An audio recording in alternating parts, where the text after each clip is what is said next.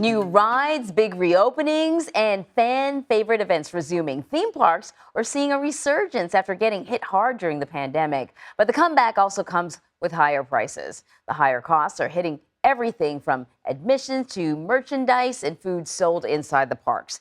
So CBS News senior travel advisor Peter Greenberg is here to break down the cost of planning for one of these trips. You know, Peter, I love me a theme park, but I mean, some of these places, if you have a family of four, you got to take out a second mortgage to have a good vacation. So give us a sense of just how much people will be paying if they want to head to a theme park for vacation. Well, let's start with Disney. Their fares and their fees are going up between 12 and 20%, and that's over what they raised the price already last year in February. And by the way, that doesn't just include the admission or the annual pass, as you just saw in the video. It includes the food prices, which have soared. Now, when you think about this, there are very few deals there. In fact, the annual pass has gone up $100, and it doesn't get you much because you can't really reserve everything. And the reason why you can't do that is the theme park has gone to what they call dynamic pricing, or as we otherwise know it, surge pricing. So it depends on the park that you choose, the day that you go, and the time that you go that may often determine the price that you pay.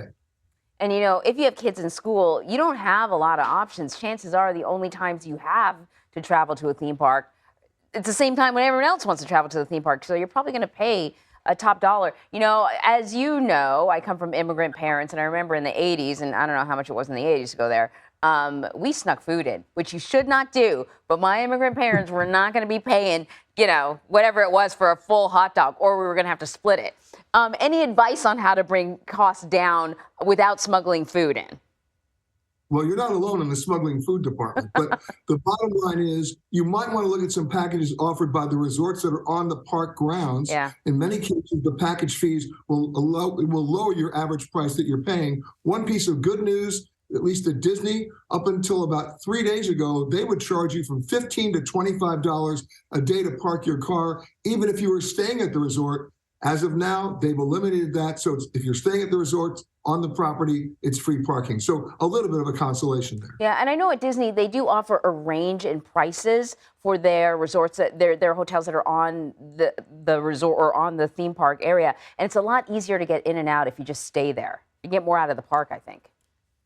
It is. But remember, you've got to do a good comparison survey as to how much it's going to cost you to rent a car, to drive to the park if you're going to stay off premises, versus what it's going to cost you to stay there, and whether or not you can actually get access to the park earlier if you're actually those resorts. Yep. Okay. So, but people are still coming. They're coming in droves. They're figuring out how to pay for it. So, any new experiences for visitors to keep an eye out?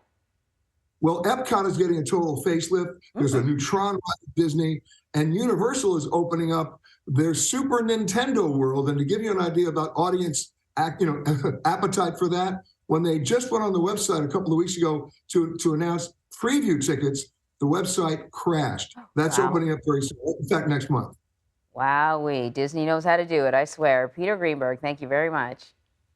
You got it.